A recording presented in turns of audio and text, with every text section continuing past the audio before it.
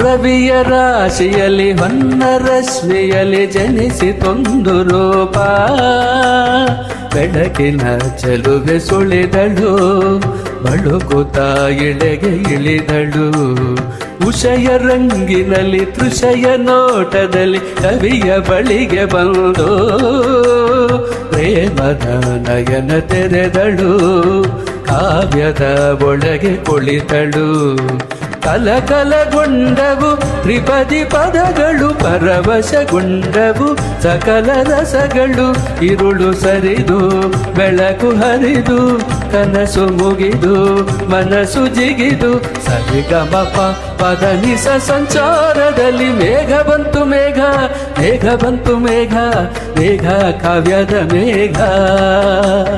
ಕನ್ಯಾ ಕವನ ಮೇಘ